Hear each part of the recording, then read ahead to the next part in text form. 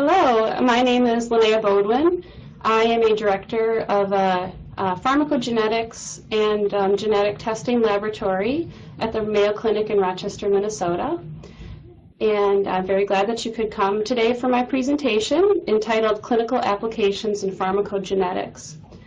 And I just wanted to let everybody know that they can feel free to ask questions throughout my presentation, anytime during the presentation, and I will answer the questions at the end of my presentation. So, without further ado, I'll get started. Okay, so just a brief introduction to pharmacogenetics. Pharmacogenetics is a component of individualized medicine, and it focuses on how genetic factors influence individual responses to different medications. And it can include things like drug efficacy and side effects and adverse events to drugs. So the clinical goals of pharmacogenetics are to minimize adverse drug events, or ADEs, and to maximize drug efficacy.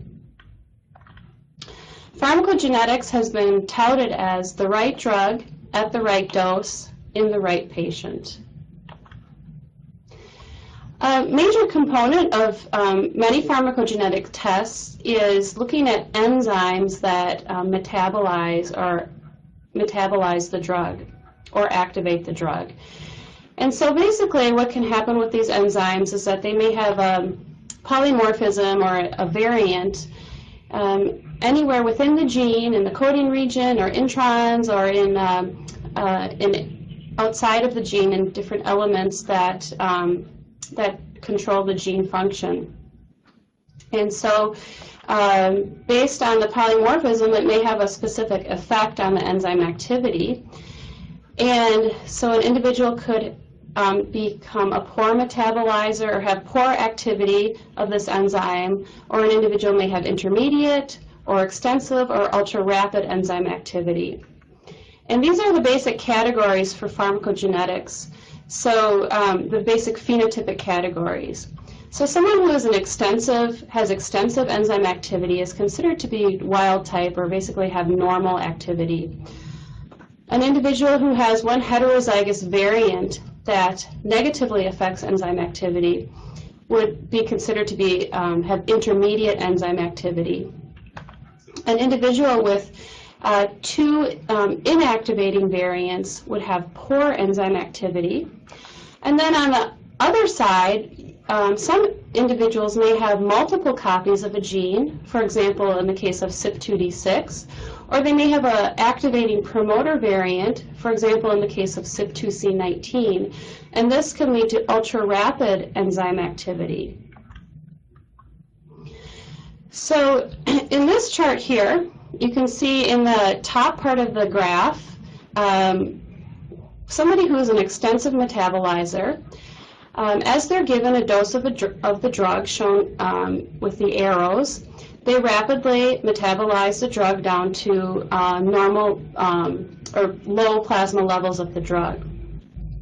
In the bottom panel, somebody who's a poor metabolizer, each time they're given the drug, they're not metabolizing it efficiently, so the plasma levels of the drug build up over time.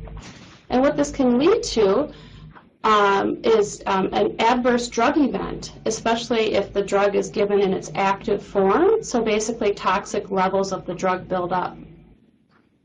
Alternatively, if the drug is given as a prodrug where it's not active but needs to be activated by the specific enzyme, they will receive very little benefit from the drug, so they'll have ineffective therapy. And in any case, what this can lead to is noncompliance in the patient, and it can lead to a lot of different trial and error with drug dosing changes, different drugs, and eventually what's been found in the literature is that the patient might just decide they don't want to take any drugs to treat their condition, and this is of course an unfavorable situation. So that's why pharmacogenetics is so important in many cases, because it helps in providing the right drug for the right patient in the beginning. As far as drug labels, there are many different drugs that have labeling information related to pharmacogenetics. And these labels can include information related to drug exposure and clinical response variability, risk for adverse events. There are some cases where there's actually genotype-specific dosing information in the drug label, information about mechanisms of drug action, and information about different genes involved in metabolizing and the target and disposition of the drug. And there are several examples of FDA-approved drugs with pharmacogenetics-related label information, as I've shown here in this slide. This is actually just a very short list, and if you go to the website that's listed at the bottom of the slide, you can see a more extensive list.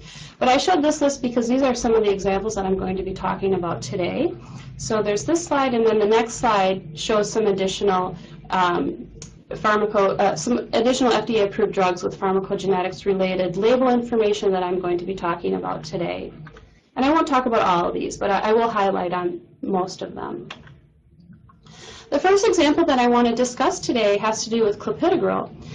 And in March of 2010, the FDA actually instituted a label update to Clopidogrel to indicate the importance for pharmacogenetic testing of the CYP2C19 gene. So Clopidogrel, also known as Plavix, is a very commonly used antiplatelet agent. It's given as a prodrug, so it requires activation.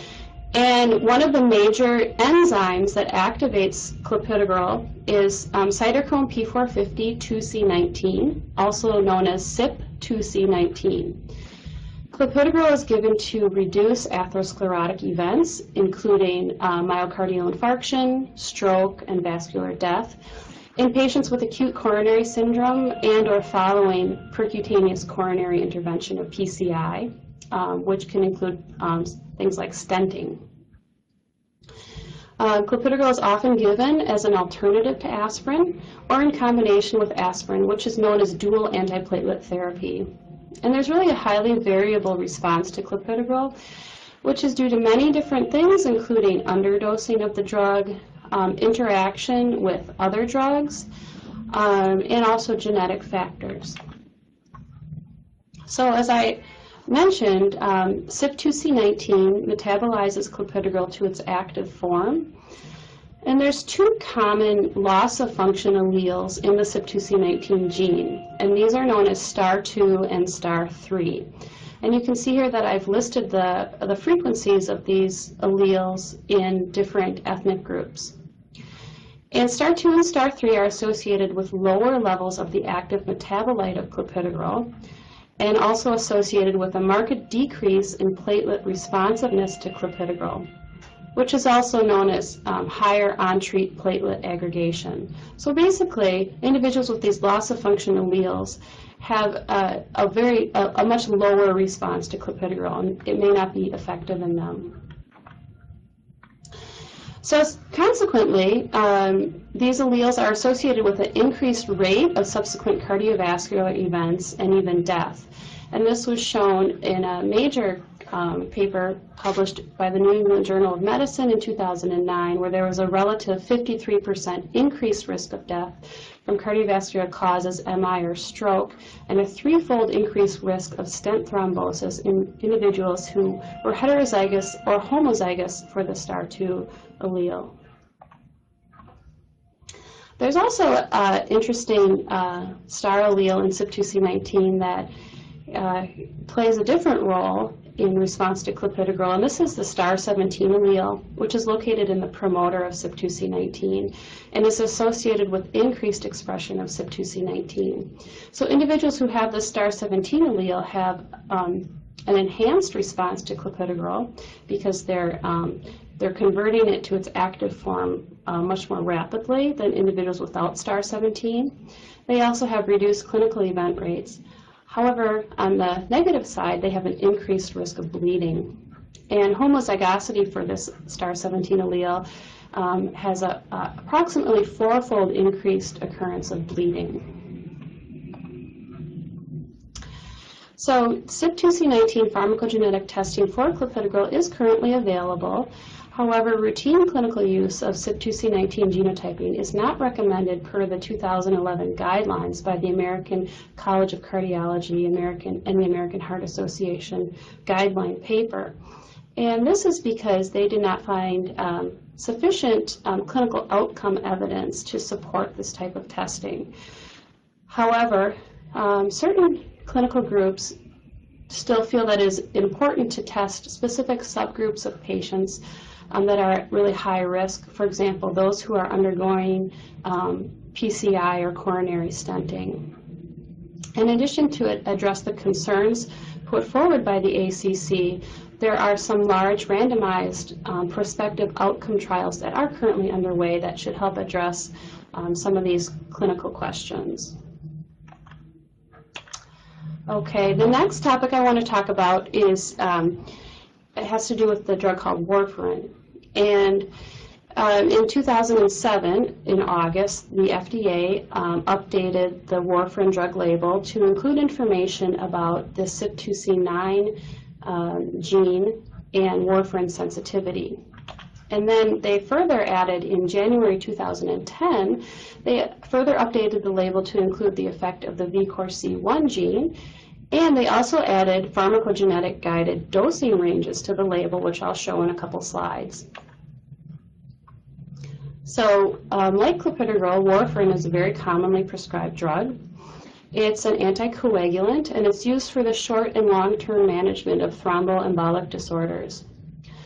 Warfarin is very challenging to dose, so often individuals undergo a trial and error period in order to get the dose to the right level so that their prothrombin time, or INR, is in the therapeutic range, and it's a very narrow therapeutic range.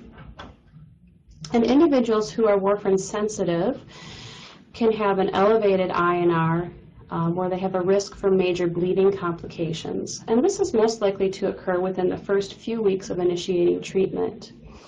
Conversely, individuals who are more warfarin resistant will have a subtherapeutic INR and have thrombotic complications.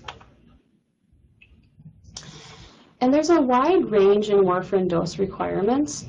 So this study looked at about 2,300 individuals, and they showed that approximately a third of the patients required 5 to 6 milligrams of warfarin per day, and 5 milligrams per day is the general starting dose for warfarin that most people receive unless they have some other clinical indications that would require a different dose. But most patients start on about 5 milligrams per day.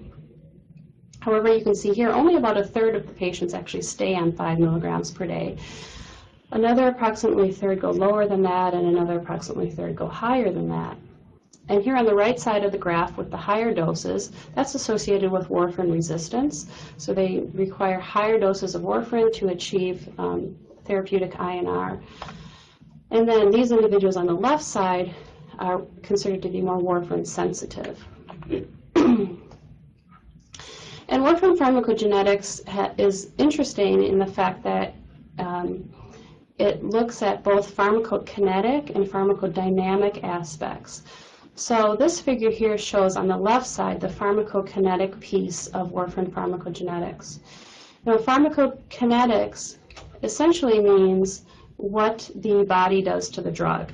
So here we're talking about the metabolism of warfarin, or breaking down of warfarin. And warfarin is given as an isomeric mixture of R and S warfarin. S warfarin is by far the more active form, and S warfarin is, the majority of it is metabolized by CYP2C9. And so this is where the CYP2C9 gene comes into play. On the right side, you see the pharmacodynamic piece of warfarin. And pharmacodynamics is essentially what the drug does to the body. So what warfarin does is that it inhibits an enzyme known as vitamin K epoxide reductase, or VKOR. And VKOR is encoded for by the VKORC1 gene. And by inhibiting VKOR, this prevents the vitamin K cycle and keeps the vitamin K dependent clotting factors in the inactive state. So for warfarin pharmacogenetic testing, we essentially look at two genes, CYP2C9 and VKORC1. And we also, the FDA recommends looking at the STAR2 and the STAR3 alleles for CYP2C9, and then a promoter variant in VKORC1 known as -1639 G to A. And you can see in this table, now this comes directly from the warfarin or Coumadin packet insert. This is the genotype-based dosing guidelines put forward by the FDA. So the left column is the VKORC1 genotype for that promoter variant, and the row across the top is the CYP2C9 genotype for the STAR2 and STAR3 alleles, and you can see that depending on the combination of alleles, there's a recommended dose requirement.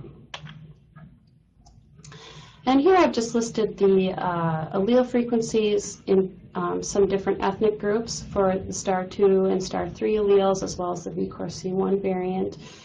And it is interesting to point out here that you can see in Asians, the VKORC1 variant occurs in 89% of Asians, and it's thought to be responsible for the majority of warfarin sensitivity in that ethnic group. So in 2010, the Journal of American College of Cardiology published the Medco-Mayo warfarin effectiveness study. And what this was an evaluation of hospitalization rates in patients who were beginning warfarin therapy and genotyping versus historical controls without genotyping. And they followed up this patient group for 6 months after warfarin dosing. In the genotype group, they found that patients in the genotype group, this group of patients who had moderate or high sensitivity to warfarin were given a lower dose of the drug and had more frequent monitoring, whereas patients with a lower sensitivity to warfarin were given a higher dose of the drug. And what they found was that patients whose warfarin dosing was guided by genotype had 31% fewer hospitalizations for any reason, and hospital admissions for thromboembolism or bleeding, which contributed to 1/3 of all hospitalizations, were 28% less frequent in the genotype group. So what this study suggested was that the outcomes were better in patients who had genotyping prior to warfarin prescription. Now, this is still a controversial topic, and several groups have given out guidelines and recommendations for warfarin testing. And essentially, there's some groups that support it and some groups that don't support it. The American College of Medical Genetics, the College of American Pathologists, and the National Academy of Clinical Biochemistry do recommend warfarin pharmacogenetic testing. And in some cases, for example, the American College of Medical Genetics, they recommend it specifically in orthopedic patients. However, on the other side, the American College of Chest Physicians, the American Society of Hematology, and the Centers for Medicare and Medicare Services do not recommend warfarin testing, warfarin pharmacogenetic testing. They believe that, similar to the Clopidogrel story, that more randomized prospective clinical trials with outcomes are necessary to support this type of testing. And in fact, CMS, the Center for Medicare and Medicaid Services, announced that Medicare would not reimburse for warfarin pharmacogenetic testing except in the setting of randomized control trials. Okay, moving on to the next gene-drug pair. This drug is Irinotecan, and the FDA updated the Irinotecan label in July of 2005 for the indication of Irinotecan toxicity due to a deficiency in the UGT1A1 gene. So, UGT1A1. It's a primary enzyme involved in a conjugation reaction known as glucuronidation of the drug irinotecan. And irinotecan is a chemotherapeutic agent used for the treatment of solid tumors. However, individuals who take irinotecan can occasionally have very severe and sometimes fatal leukopenia, neutropenia, or diarrhea, which is directly linked to polymorphisms in the UGT1A1 gene. So this FDA label update was to recommend reduced irinotecan dosing in patients who have specific UGT1A1 genotypes. So here's just a little figure that shows how irinotecan is metabolized, and it is given as a prodrug, and it's metabolized by carboxylesterases to its active form known as SN38, and SN38 works by blocking DNA replication. In order for the body to get rid of SN38, it requires a conjugation reaction by UGT1A1 to become an SN38 glucuronide. And as I mentioned, there are specific UGT1A1 variants that the FDA has recognized as being associated with these severe side effects to irinotecan. And these specific variants occur in the promoter. So in the promoter TAN repeat region, or sometimes known as the TATA box, there's a variability in the number of TA repeats, ranging from 5 to 8 repeats. The wild type repeat is 6, so there's 6 TA repeats in the wild type situation. TA5 is very close to wild type. However, TA7 and TA8, let me back up. TA5 is close to wild type in the fact that there is still very good activity of the enzyme. However, TA7 and TA8 have highly decreased activity. And in patients who have TA7 and TA8, 7 and 8 TA repeats, they're at a much higher risk for these severe irinotecan side effects. There's also other polymorphisms and mutations that can occur throughout the UGT1A1 gene, and those can be tested for as well.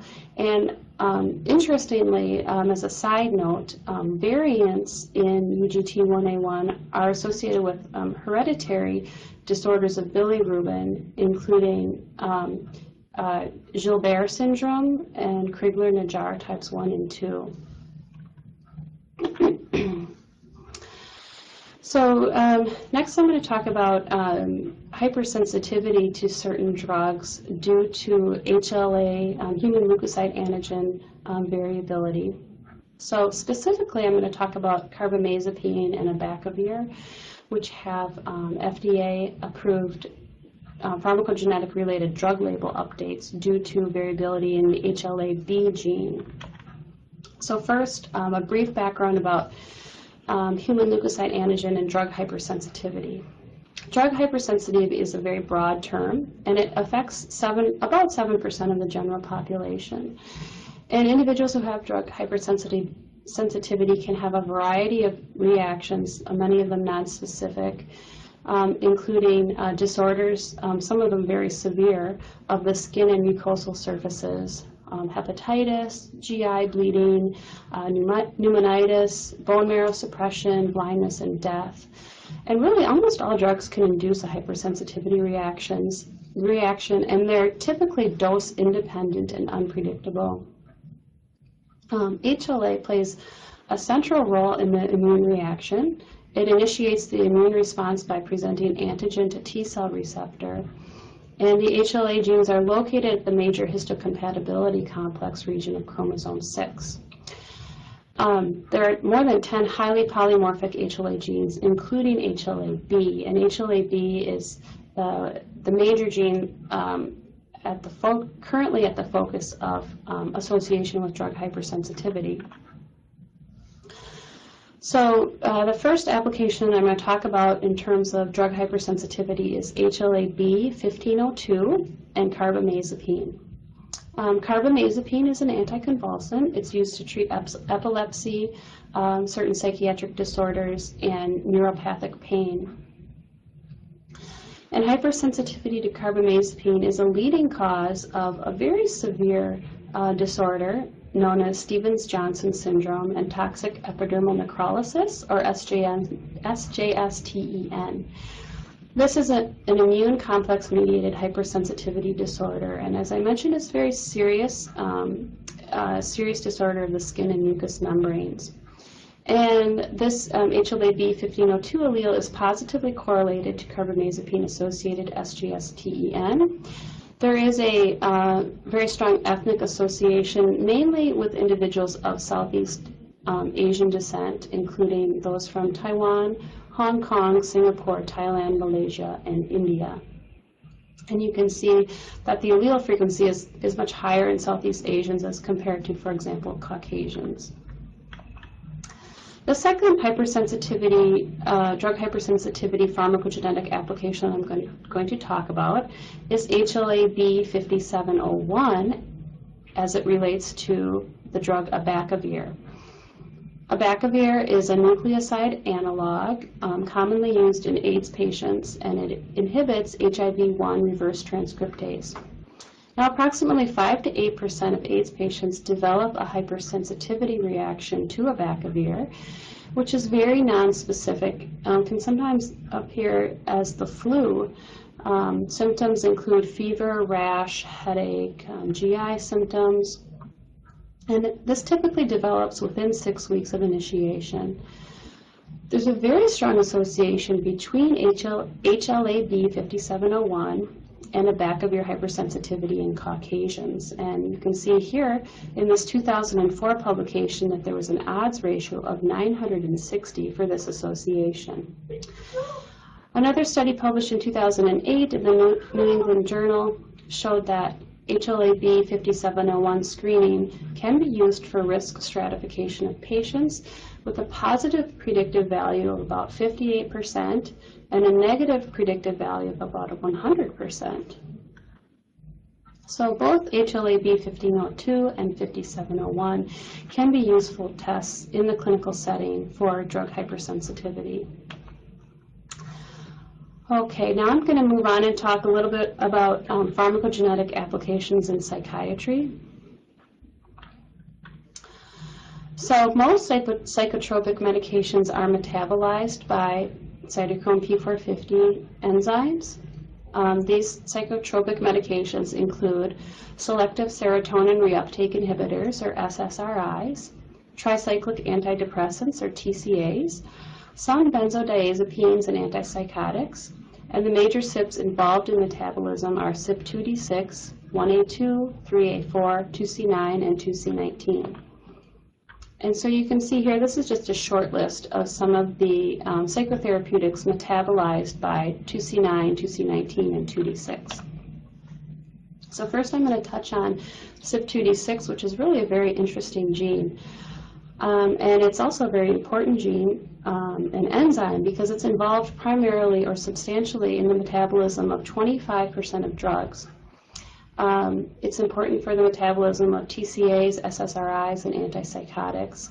And it's a very highly polymorphic gene. So there's greater than 160 genetic alterations known in this gene. So it's very, very polymorphic. And again, what I showed in one of the earlier slides, we break down the genotype of CYP2D6 and translate it into a phenotype, which would be poor, intermediate, extensive, or ultra-rapid metabolizer. And here's the phenotype prevalence. So in Caucasians, they can have a 5 to 10% frequency of poor metabolizer status and a 7% frequency of ultra-rapid metabolizer status. African Americans and Asians really have not demonstrated a significant frequency of ultra-rapid metabolizers, but they do, about 1 to 3% of them are poor metabolizers.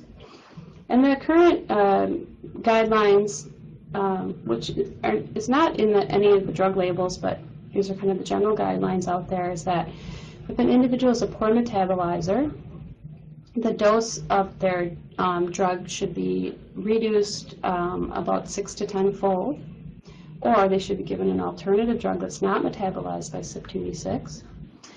Intermediate metabolizers should be started at the lowest efficacious dose, and ultra-rapid metabolizers should be given a 2 to 5-fold increase in dose depending on the number of duplications. So the CYP2D6 gene can have multiple copies, multiple full copies of the gene, which are all active.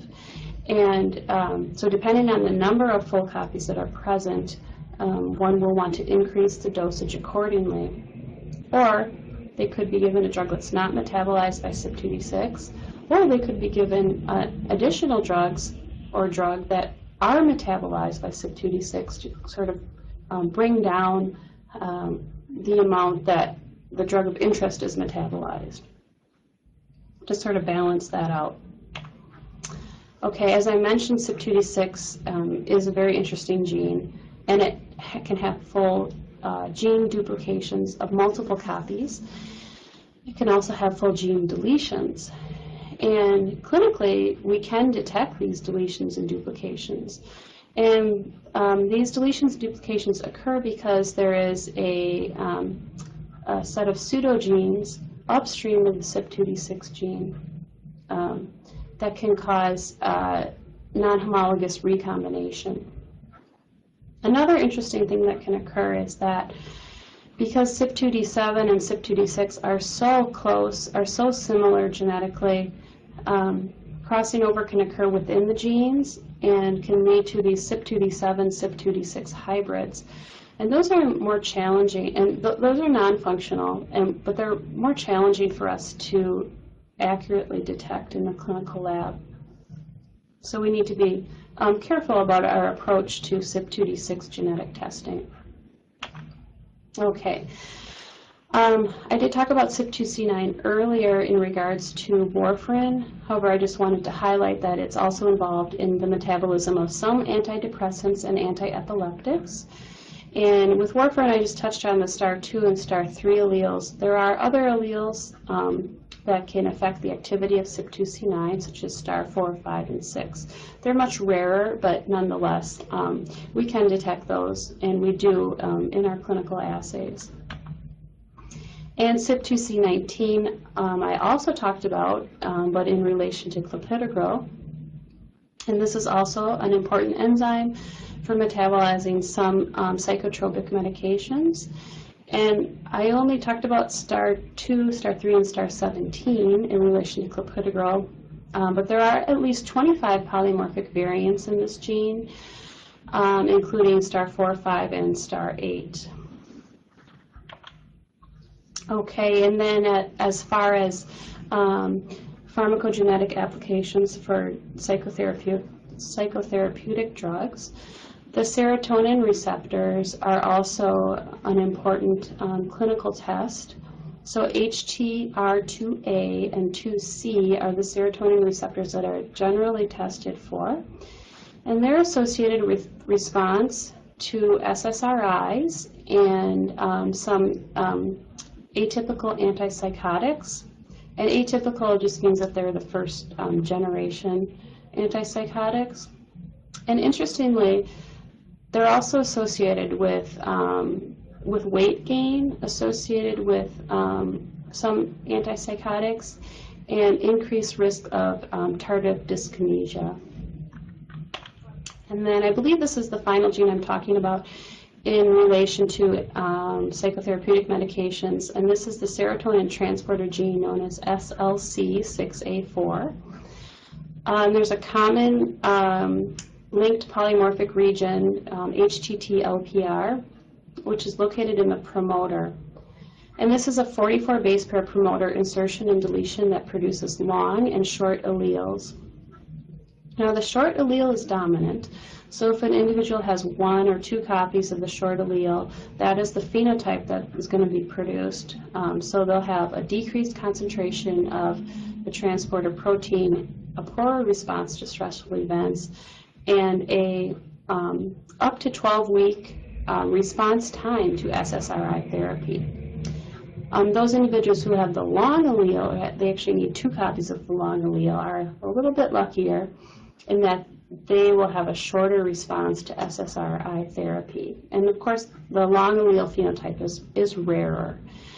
There's also a variant in the long allele, which is an A to a G variant, and individuals who have 2 copies of the long A allele have fewer adverse events associated with SSRIs. Now, I should point out that these are the common variants tested for in SLC 6A4, but there are other variants that can be looked at as well. Okay, now I'm going to move on to a different clinical drug application in pharmacogenetics. And this has to do with the thiopurines, 6-thioguanine and 6-mercaptopurine, as well as azathioprine, which is actually rapidly converted to 6-mercaptopurine. So 6-TG and 6-MP are chemotherapeutic agents used in the treatment of acute lymphoblastic leukemia, ALL. Azathioprine is an immunosuppressant given to patients with autoimmune disorders, inflammatory bowel disease, and following kidney and heart transplant. Thiopurines are all given as prodrugs, again, meaning they have to be converted to their active form once in the body. And so they do undergo quite extensive metabolism to produce their active form, which are the cytotoxic thioguanine nucleotides, or TGNs. And these become inserted into the DNA and RNA. Thiopurine methyltransferase is the predominant inactivation pathway in hematopoietic cells. So it's the predominant pathway that inactivates the thiopurines. And you can see here in this slide, it's a little bit complicated, so I won't go into great detail, but you have 6-MP in yellow, 6-mercaptopurine, and 6-TG in green, and you can see the different pathways it undergoes to become the active thioguanine form, the TGNs. And then in the ovals with the red shading, you see TPMT, which is converting these drugs to inactive forms to be eliminated from the body. Excuse me.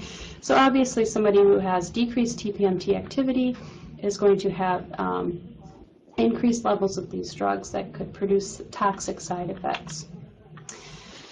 So the clearance, again, of these drugs is dependent on TPMT activity. And back in 1980, Dr. Winchelbaum here at the Mayo Clinic actually discovered that TPMT activity has a trimodal distribution, with most people, 89%, having a high activity, about 10 to 11% having an intermediate activity, and a 0.3% having a low or undetectable activity. And so these could really be classified as extensive, intermediate, and poor metabolizers. TPMT deficiency can lead to severe and potentially life-threatening myelosuppression or hematopoietic toxicity in patients taking thiopurines, and it's a very serious situation. So in 2003, the FDA updated the 6-MP and azathioprine package inserts to indicate that genotyping or phenotyping, which is an enzyme-based assay, can be performed to assess TPMT deficiency status. There's really 3 major star alleles in TPMT that are tested for in the genetic test. These include star 2, star 3A, and star 3C. And you can show on this, or you can see on this slide here, the different variants that are detected with these star alleles. And by testing for these 3 star alleles, this accounts for greater than 90% of cases with low or intermediate TPMT activity.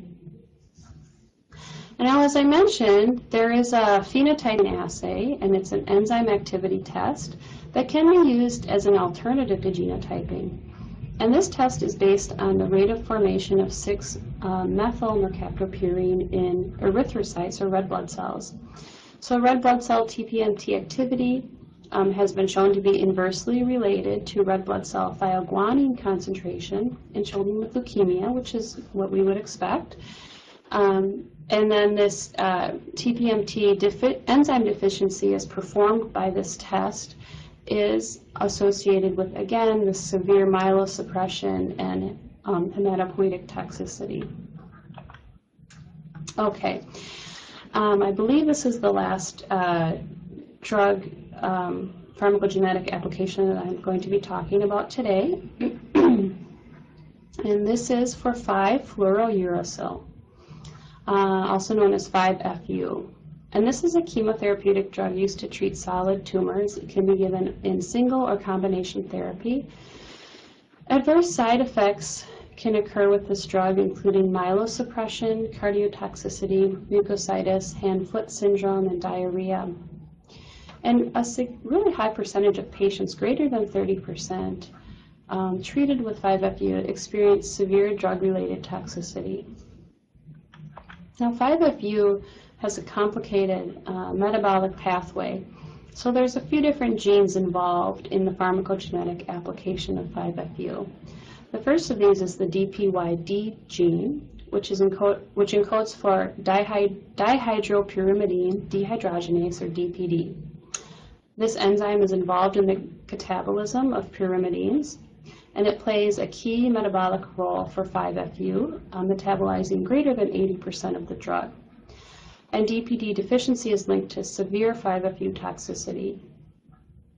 About 3 to 5% of the population is heterozygous for a deficiency allele in DPYD. And there's also complete DPD deficiency that has been reported. It's rare, but it has been reported in pediatric patients with high levels of thiamine and uracil in their body fluids. It's also associated with neurologic abnormalities, so it's a very severe condition. DPYD is pretty polymorphic with over 30 single nucleotide polymorphisms and deletion mutations, at least 17 of them associated with severe 5-FU toxicity. One of the common DPYD variants is the STAR2A allele, which is a splicing variant in intron 14. And it's present in about 40 to 50% of patients with partial or complete DPD deficiency. Additionally, aberrant promoter methylation can occur with DPYD, leading to partial DPD deficiency. Another gene involved in 5-FU disposition is TYMS, thymidylate synthase, and this is a target enzyme of 5-FU. So this is one of those pharmacodynamic applications. So 5-FU binds to thymidylate synthase with folate as a cofactor. And there's a common VNTR in the 5' untranslated region, which is a 28 base pair repeat.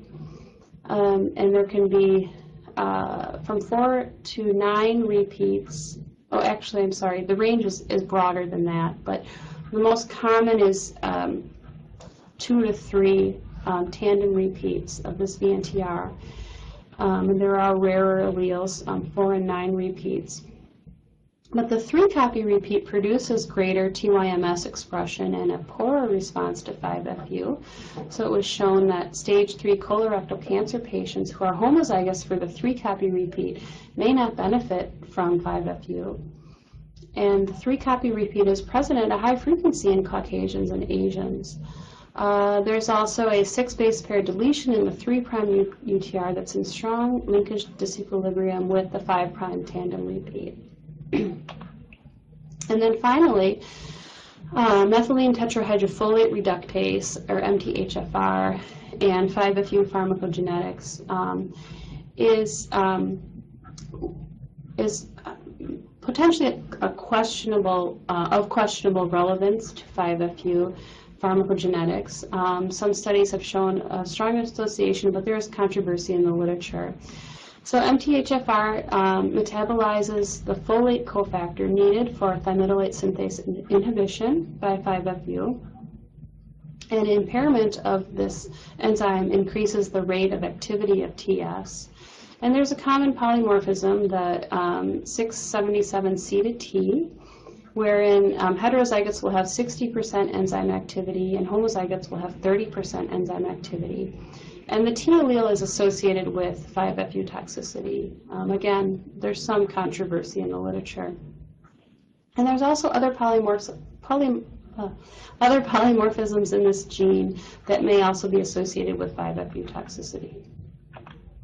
Okay, so this essentially ends my slide set.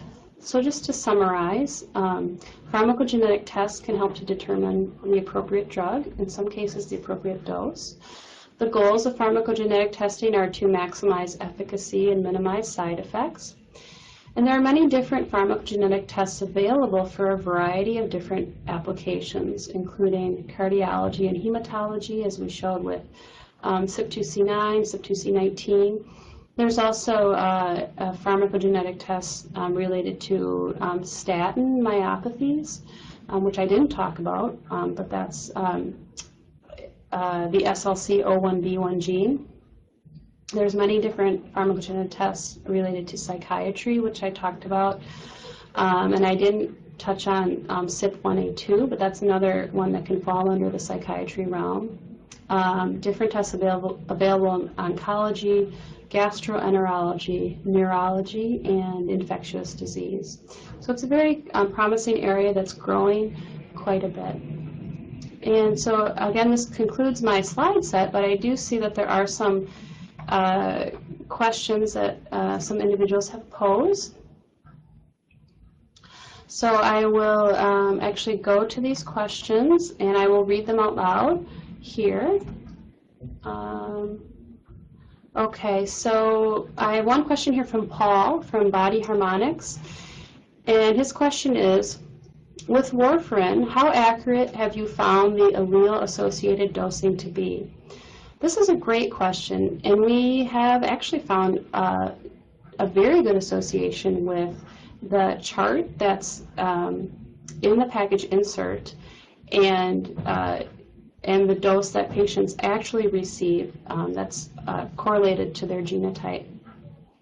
There are some cases where certain other factors need to be taken into consideration. For example, if the patient is very large, or if they're elderly and have other comorbidities. So there are certain tools, actually online tools, that can help to make those adjustments that take into account genotype, comorbidities, patient weight, and things like that. But overall, we found that the chart provided in the drug label is quite accurate. So thank you for that question. Okay.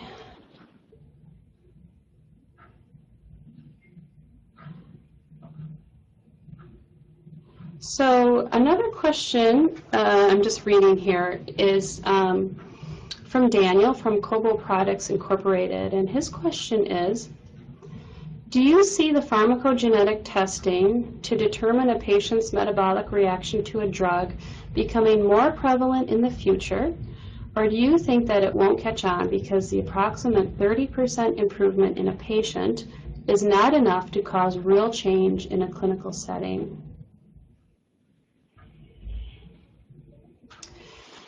If I understand this question correctly, Daniel's asking if the approximate 30% improvement is significant enough to entice clinicians to want to order this testing. And my opinion is that I think it is. Some studies, for example, the Medco-Mayo study, have shown that this 30% improvement has a significant financial impact in terms of, especially when you consider hospitalization and all the costs associated with hospitalization.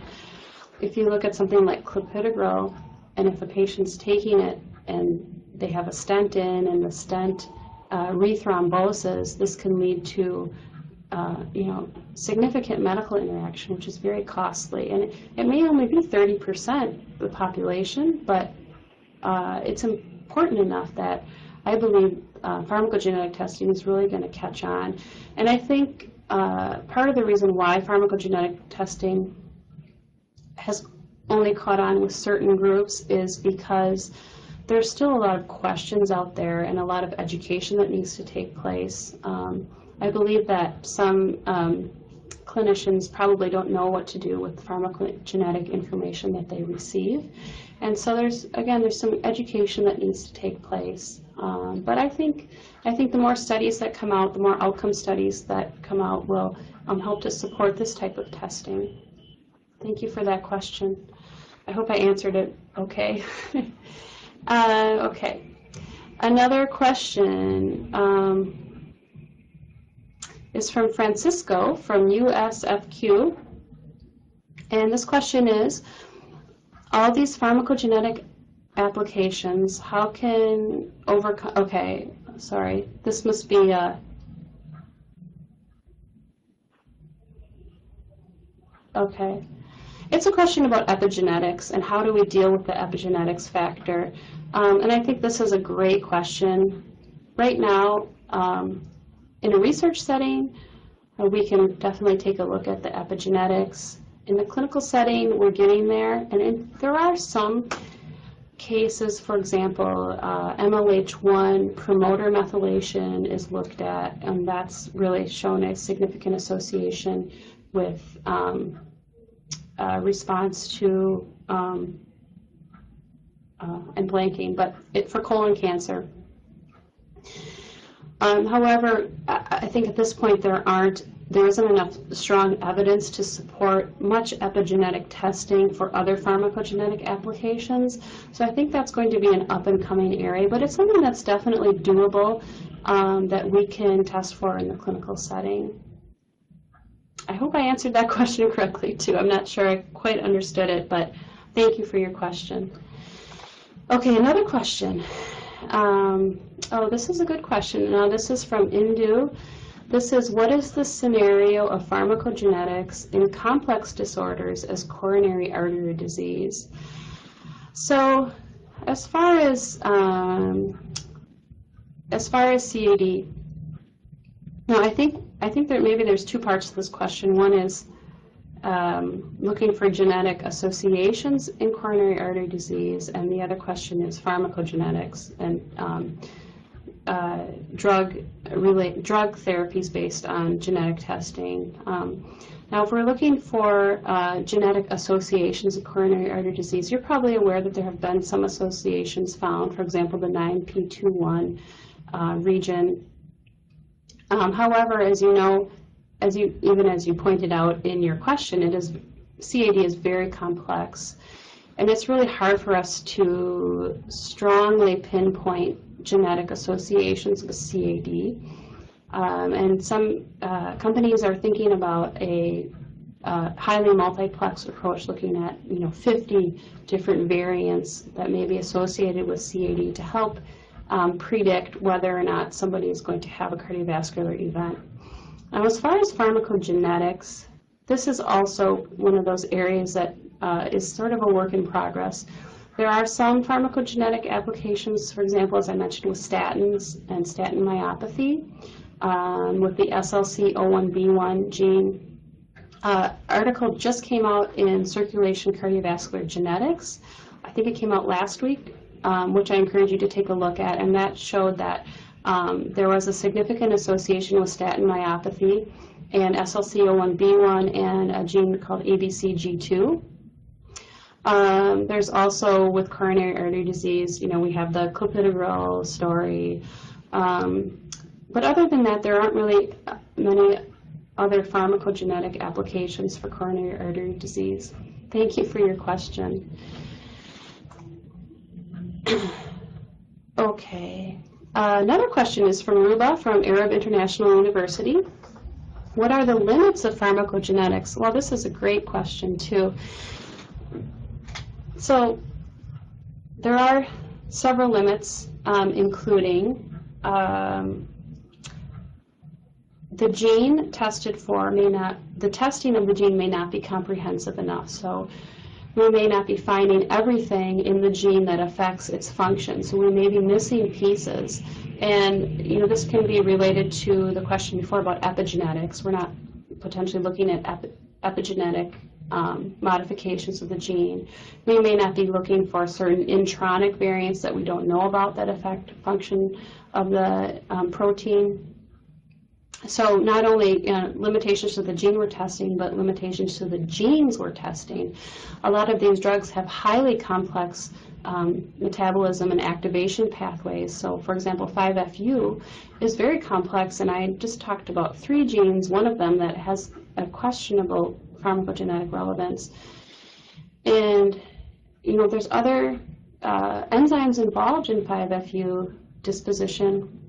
And so, it's hard for us to really wrap our heads around the entire picture of how much testing we should do for how many genes we should test and how many regions of the genes we should test. So I'd say there's those limitations. There's also limitations to cost. So, the more things we look for, the more expensive the test becomes and the less likely it's going to be ordered. Also, the more things we look for, the more complicated the interpretation becomes. So, for example, if you look at CYP2C19, what if you have a patient who's star 2 and then star 17? Star 17 is that promoter variant that activates the enzyme. Star 2 basically it inhibits the enzyme activity. So if you have those in combination, are they going to cancel each other out and you basically have normal enzyme activity? Nobody really knows. So that's another limitation, is that when we see a combination of alleles, sometimes we're not quite sure of how to interpret those results. And I could go on with other examples, like CYP2D6, which is a complicated gene in itself. So those are some of the major limitations that I can think of at this point. Okay, another question from Vandana. The question is, does pharmacogenomics play a major role in heritable disease? So there are some of these genes, as I mentioned with for example, as I mentioned with UGT1A1, UGT1A1 can have variants in it that cause hereditary disorders of bilirubin metabolism. And these disorders are Gilbert syndrome, which is essentially a benign condition of elevated unconjugated bilirubin. But if an individual has more severe mutations in this gene, it can cause Crigler-Najjar types 1 and 2, which are much more severe hyperbilirubin disorders. And UGT1A1, again, is also involved in irinotecan metabolism. So sometimes patients who have high bilirubin, and they may be a candidate for irinotecan, their high bilirubin is a clue to their provider that they may not be a good candidate for irinotecan. I can't think off the top of my head, I can't think of any other genes involved in pharmacogenetics that are also involved in hereditary disorders. Except, I just remembered one, the gene that's involved in Antley-Bixler syndrome, which I'm blanking on the name of that gene, has a pharmacogenetic application, and I'm blanking on the pharmacogenetic application. I think the gene is called POR. Yes. So that's another application. Thank you for your question.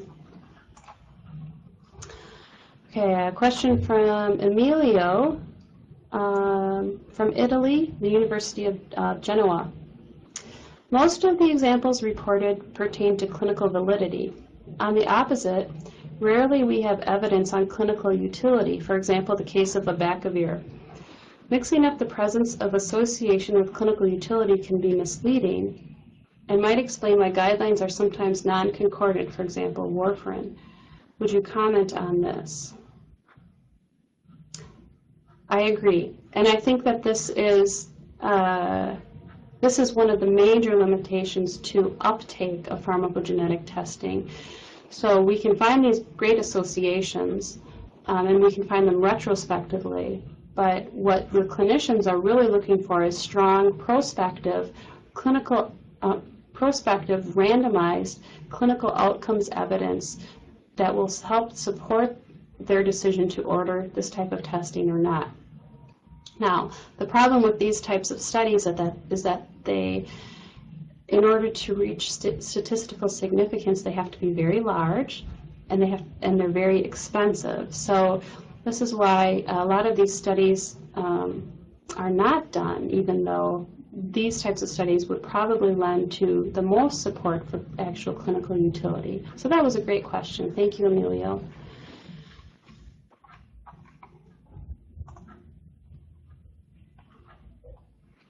Then a comment basically from Indu. Again, the association of SLC01B1 and ABCG2 with myopathy has not been reproduced in all populations. Thank you for that comment. Yes, that is a very good point. It has not been reproduced in all populations, and this is actually a similar story for any of these pharmacogenetic applications, is that they're not necessarily applicable to all populations. And with this myopathy indication, it's not applicable to all statins as well. So the main drug involved with SLC01B1 is simvastatin, and with ABCG2 is, I believe it's atorvastatin. Thank you for that comment.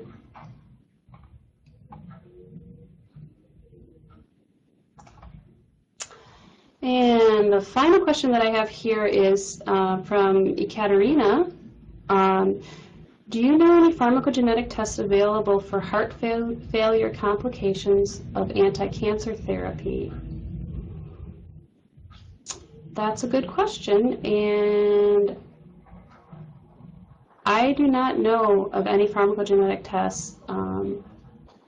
And as far as I'm aware, you know, I've heard of this topic before. I'm not that familiar with it, but I believe there are some studies going on looking at this. But I do not know of anything that's clinically available at this time. So that is the end of my questions, and also it's been an hour, so let me go to the CME slide. And I wanted to just thank you all for attending this presentation and for your great questions. To obtain continuing education credits, please go to this website that's listed here. Thank you very much for your time.